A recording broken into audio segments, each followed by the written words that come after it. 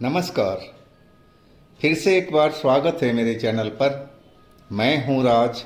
आप देख रहे हैं हाईवे 33। दोस्तों, आज की जो घटना है जो हमें भेजा है उनका नाम मोहित है। मोहित जी पंजाब के रहने वाले हैं और एक छोटे मोटे व्यापारी हैं। वो अपने बिजनेस के काम के चक्कर में एक शहर से दूसरे शहर जाते रहते थे। इस घटना को लगभग 17-18 साल बीत चुका है। तो चलते हैं मोहित की कहानी में। लेकिन दोस्तों, आपने मेरे चैनल को सब्सक्राइब नहीं किया है या फिर मेरे चैनल पर आप नए हो तो मेरे चैनल को सब्सक्राइब कर लीजिए और साथ में बेल आइकन को दबाना ना भूलिएगा। तो शुरू करते हैं आज की कहानी। दोस्तों, मेरा नाम मोहित है। मैं अपने बिजनेस के काम के चक्कर में एक शहर से दूसरे शहर जाता रहता था और कभी कभी आने में देर भी हो जाती थी।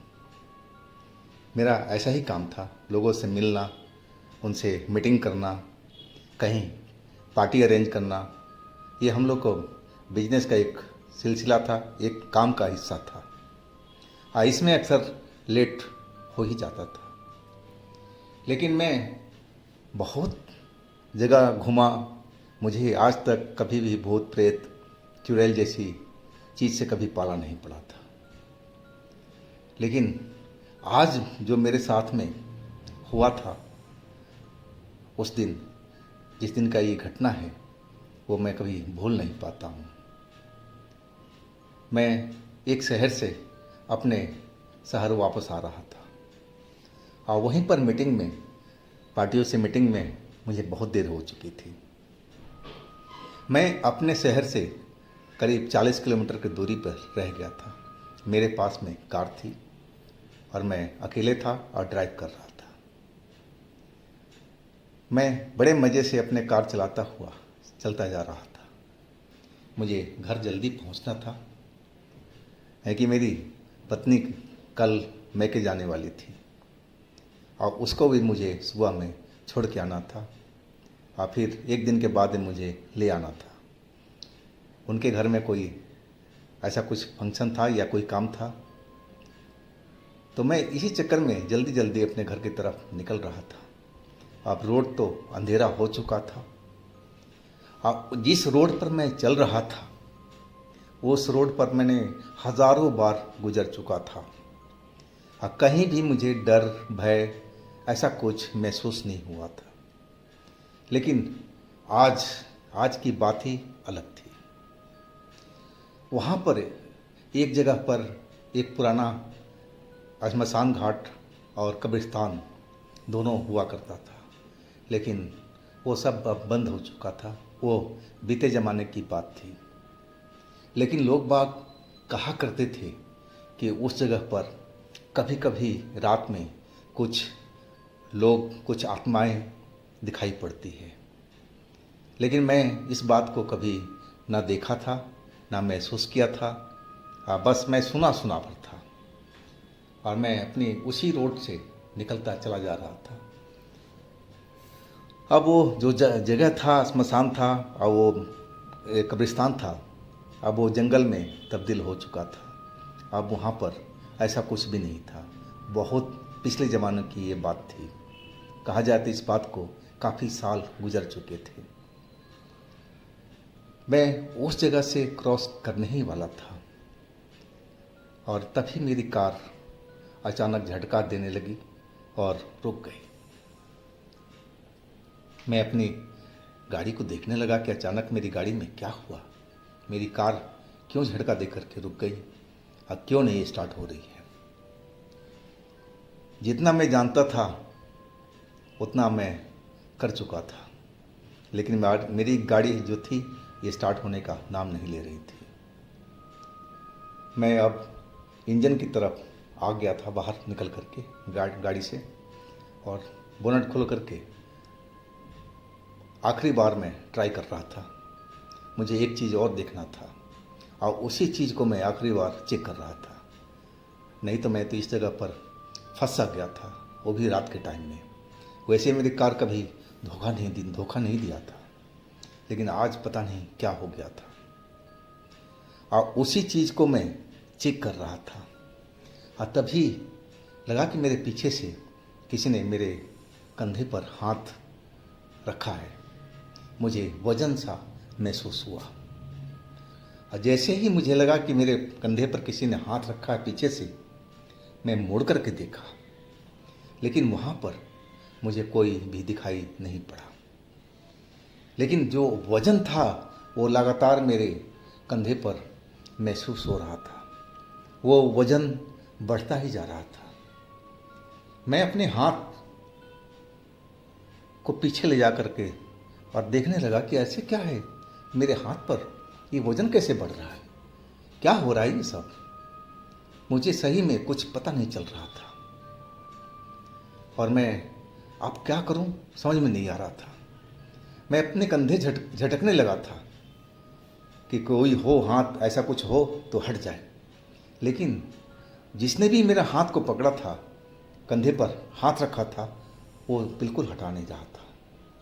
अब मुझे वज़न बिल्कुल महसूस हो रहा था और वो वज़न अब लगातार बढ़ता जा रहा था, जैसे कोई चाह रहा हो कि कंधे से ही दबा करके और नीचे गिरा दिया जाए। अब मेरे शरीर में अब डर महसूस होने लगा है कि मैं सुना हुआ था कि यहाँ पर कभी कभी ऐसे किस्से कहानियाँ सुनने को मिल जाती थी कि यहाँ पर इस रोड पर भूत प्रेत हुआ करते हैं। अब भाई साहब, मैंने वो सारी जो अपने मन में कल्पना किया था कि क्या वाकई में यहाँ पर भूत है, और तभी तो ऐसे मेरे साथ में हो रहा है। मेरे जो मन में यही सब चल रहा था। वो डर का लकीर मेरे चेहरे पर नज़र आ रही थी। मैं बहुत डरा हुआ था। मैं अब सीधा वहाँ से कंधे छुड़ाने को मैंने झकझोरने लगा अपने कंधे को कि किसी तरह से जिसने भी पकड़ा है मेरा हाथ को, कंधे को छोड़ दे। लेकिन नहीं, मैं कुछ नहीं कर पाया। मैं उस कंधे को, मतलब जो जिसने हाथ रखा था, वो मैं उसको हटा नहीं पाया। और तभी मुझे एक आवाज़ सुनाई पड़ी। वो आवाज़ बिल्कुल मेरे पीछे से ही आ रही है। आवाज़ इतनी भारी थी और खरखराती हुई आवाज़ थी, जैसे कोई कुएं से बोल रहा हो, और वैसी साउंड मुझे सुनाई पड़ रही थी। वो आवाज़ एक औरत की थी। वो औरत कह रही थी, तू कंधा को छुड़ा नहीं पाएगा, बेकार है, मेहनत मत कर, और जैसा मैं कहती हूँ वैसा कर। आप वो आवाज़ सुन कर के मेरी जो रही सही जो शरीर में ताकत थी, दम था, सब खत्म हो चुका था। अब मैं समझ गया कि मेरे पीछे में जो है, जिसने मेरे कंधे पर हाथ रखा है, दबाई जा रही है, वो कोई भूत ही है, चुड़ैल है, कोई आत्मा ही है। मुझे तो लगा कि मैं चक्कर खा करके नीचे गिर जाऊंगा और बेहोश हो जाऊंगा। वैसे ही मेरे को चक्कर आया था और उस चक्कर को रोकने के लिए मैं ज़मीन पर बैठ गया। और बैठते ही मैंने गलती कर दिया था, और वो जो कंधा जिसने पकड़ रखा था, जो चुड़ैल जो थी, वो अब कंधा को तो छोड़ दिया था, लेकिन मेरे सीने पर शायद अपना पैर रख दिया था। अपना पैर मेरे सीने पर रख करके और फिर वजन किए जा रही थी, दबाई जा रही थी। अब तो जैसे लगा कि मेरी छाती फट जाएगी। मेरी छाती में दर्द होने लगा था। अब मैं एकदम चिल्लाने लगा था कि मुझे, आप कोई भी हो, मुझे छोड़ दो, मैंने आपका कुछ नहीं बिगाड़ा है, मैं तो अपने रास्ते पर जा रहा था, मुझे आप छोड़ दीजिए, मेहरबानी कीजिए, मेरे घर में मुझे जाना है, मेरे घर वाले मेरा इंतज़ार कर रहे हैं, आप मुझे छोड़ दीजिए। लेकिन उसने अपना पैर मेरी छाती से बिल्कुल नहीं उठाया था और वो दबाव तेज हो गया था। और फिर वही आवाज़ सुनाई पड़ी कि नहीं नहीं नहीं, अब तो यहाँ से तो बच करके जाएगा नहीं, मैं तुझे अब छोड़ने वाली नहीं है। मैं तुझे ज़रूर मारूंगी और तुम्हारा खून पीऊँगी। लेकिन जो भी औरत थी बोल रही थी, मुझे दिखाई नहीं पड़ी कि कैसी चुड़ैल है, कैसी उसकी शक्ल है, क्या हाइट है। मुझे कुछ भी दिखाई नहीं पड़ रहा था। बस मुझे महसूस हो रहा था और उसकी आवाज़ सुनाई पड़ रही थी। पता नहीं वो मेरे साथ में ऐसा क्यों कर रही थी, मैंने उसका क्या बिगाड़ा था। मैं तो इसी रास्ते पर हजारों बार गुजर चुका था, लेकिन आज तक ऐसी घटना तो मेरे साथ में कभी नहीं हुई थी जो आज मेरे साथ में हो रही थी।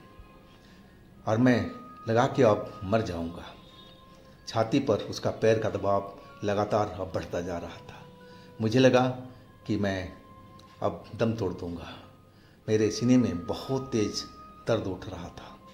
लग रहा था कि बस मेरे आखिरी घड़ी आ चुकी है। और तभी एक गाड़ी की रोशनी उसी रोड पर आती हुई दिखाई दी। और उस गाड़ी का रोशनी आते देख जो चुड़ैल थी, जो आत्मा थी, वो कुछ पल के लिए अपना दबाव रोक दिया था।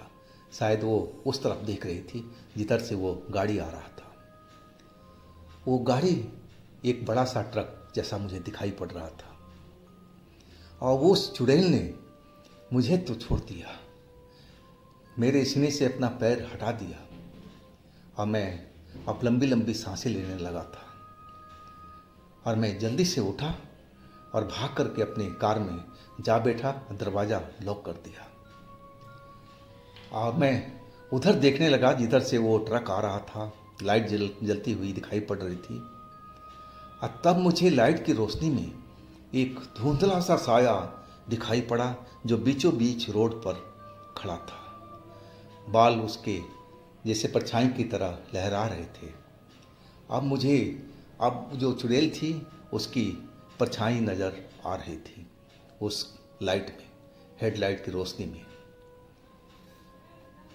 जैसे ही वो ट्रक उस जगह पर पहुंची जहां पर वो परछाई खड़ी थी औरत की, जो मेरे को गिरा करके मारने की कोशिश कर रही थी, और अचानक वहां पर एकदम धुआं धुआं सा होने लगा था। एकदम गाढ़ा गाढ़ा सा सफ़ेद धुआं वहाँ पर देने लगा था। लगा जैसे वहाँ पर आग लग गई हो और उसमें से धुआं निकल रहा हो। धुआं जैसे ही उठना शुरू किया, जो भी गाड़ी था पीछे में, जो ट्रक था बड़ा सा, अब वो पीछे जा कर के उस धुएं के पास में रुक गया था।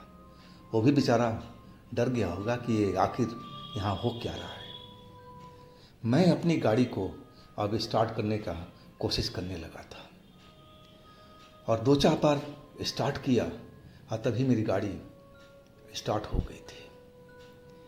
अब मैं अपनी गाड़ी को अब ले आ दिया मेन रोड पर, साइड में किया था। अब मैं मेन रोड पर एकदम लेकर के आ चुका था।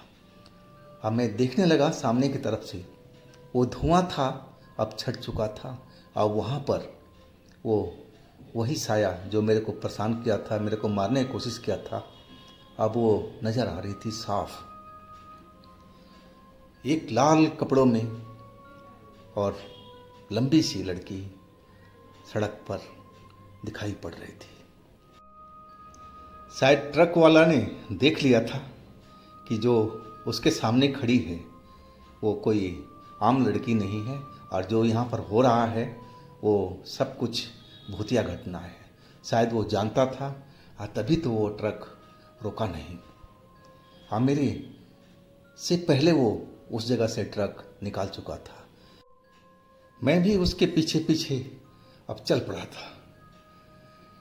वो ट्रक तेज तेज दौड़ा रहा था और मैं भी उसके पीछे पीछे अपनी कार को चलाए जा रहा था। डर इतना लग रहा था कि मेरा तो लग रहा था कि मेरा हार्ट फेल हो जाएगा। इतना मैं घबराया हुआ था, दिल की धड़कन बढ़ी हुई थी।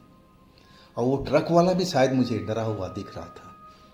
वो बार बार अपना सर बाहर निकाल करके और मेरी तरफ इसी रोड पर देखे जा रहा था। उसको शायद डर था कि वो जो चुड़ैल थी उसका पीछा तो नहीं कर रही है। लेकिन मैं भी जब वो देखता तो मैं भी पीछे देखने लगता। शीशे में तो जो बैक मिरर था उसमें तो नज़र नहीं आ रहा था, लेकिन मैं बाहर भी अपना गर्दन निकाल करके अब पीछे की तरफ देख रहा था, लेकिन पीछे कुछ दिखाई नहीं पड़ रहा था। पीछे अंधेरा ही अंधेरा नज़र आ रहा था। आखिरकार हम उस एरिया से अब बाहर निकल आए थे। ट्रक वाला तेज भगाए जा रहा था, अब मैं भी उसी का पीछा कर रहा था।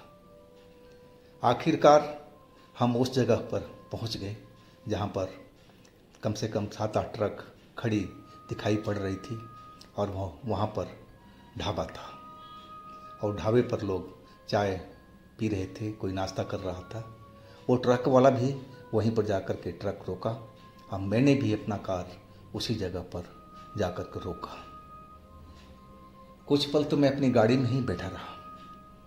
जब ट्रक वाला वो बाहर निकला तो मैं भी बाहर निकला और उसके सीधे पास पहुंच गया। मैंने देखा ट्रक वाला एक अधेड़ व्यक्ति था।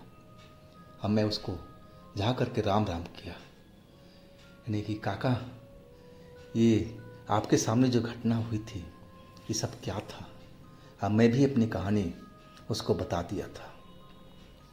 वो कहने लगा कि बेटा, तुम्हारी जान तो भगवान ने बचा ली, नहीं तो वो चुड़ैल जिसे तुम बता रहे हो वो छोड़ने वाली नहीं थी, वो तुम्हें ज़रूर मारती थी। मैं इस जगह के बारे में जानता था, अब मैं सतर्क रहता था। आप देखो बेटा, मैं एक रक्षा कवच अपने गले में पहनता हूँ, है कि हम लोग रात दिन सुनसान सड़क पर चलते रहते हैं और ऐसी घटनाएं तो कहीं कहीं ज़रूर होती होगी, लेकिन यही जो रक्षा कवच है हमारा रक्षा करता है। और तभी मैं बेटा उस जगह से निकल पाया था। उस जो धुआं निकला था पूरा रोड को अंधेरा सा कर दिया था, मुझे कुछ नहीं दिखाई पड़ रहा था, लेकिन मैं समझ गया था कि सारा कुछ भूतिया खेल है, इसके पीछे कोई आत्मा है या कोई चुड़ैल है।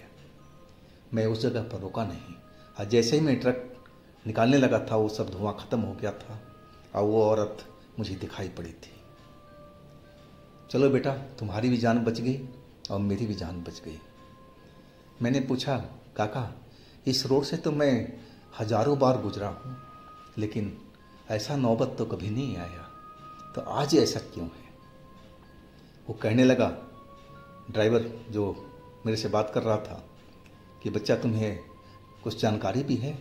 लेकिन नहीं बच्चा, आज अमावस की रात है और अमावस की रात को ज्ञानी कहते हैं कि जो आत्माएं होती है और जो भूत प्रेत होते हैं उनमें ताकत कई गुना बढ़ जाती है और वो अपनी ताकत का नाजायज़ फ़ायदा उठाते हैं हम लोगों को सता करके।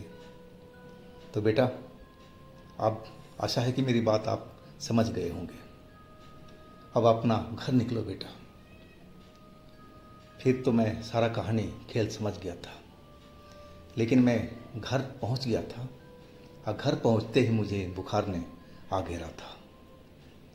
मैं सारी घटना अपने परिवार को बता दिया था कि मेरे साथ में क्या क्या हुआ था। अब मेरी जो पत्नी थी, सुबह जाना था मैं के, वो भी टल चुका था। अब सुबह भी जब मैं उठा था सो कर के, तभी मुझे बुखार हुआ पड़ा था, बदन पूरा जल रहा था। मेरी माँ कहने लगी कि बेटा, उस चुड़ैल का साया तेरे ऊपर में आ चुका है और इस पर कोई दवाई काम नहीं करेगा, तुझे झाड़ा ही लगवाना पड़ेगा। और फिर वो एक बजरंग बली के मंदिर में मुझे ले गई थी और वहाँ पर पंडित जी से झाड़ा लगवाया था। झाड़ा तो सुबह शाम मुझे जाना पड़ता था और इस क्रिया को मैंने कम से कम 4 या 5 दिन किया था और तब जाकर मेरा बुखार उतरा था, लेकिन डर तो बहुत लग रहा था। मैं तो रात में उस रोड पर गुजरना ही बंद कर दिया था। मेरी हिम्मत नहीं होती कि उस रात रोड पर गुजर जाऊं। मैं जिस शहर में होता था अब उसी शहर में मैं रुक जाता था, रात में नहीं निकलता था। तो दोस्तों, ये थी आज की कहानी। अगर आपके पास भी इस तरह का कोई घटना है, कोई अपनी आप बीती है, तो आप मुझे इंस्टाग्राम या मेरे व्हाट्सएप नंबर पर शेयर कर सकते हैं। और दोस्तों मेरे दूसरे चैनल पर जाइए, उनमें भी अच्छी अच्छी कहानियाँ हमने डाली हुई है जो बेहद आपको पसंद आएगी। उन कहानियों का भी मज़ा लीजिए। उस चैनल पर आप विजिट कीजिए। चैनल का लिंक मैं नीचे में डिस्क्रिप्शन बॉक्स में दे रखा हूँ। हाँ, मेरे इस चैनल को भी लाइक कीजिए, सब्सक्राइब कीजिए, शेयर कीजिए। फिर हम मिलते हैं अगले दिन एक नई घटना, एक नई कहानी के साथ में। तो आप लोग अपना बहुत ही ख्याल रखिएगा। नमस्कार।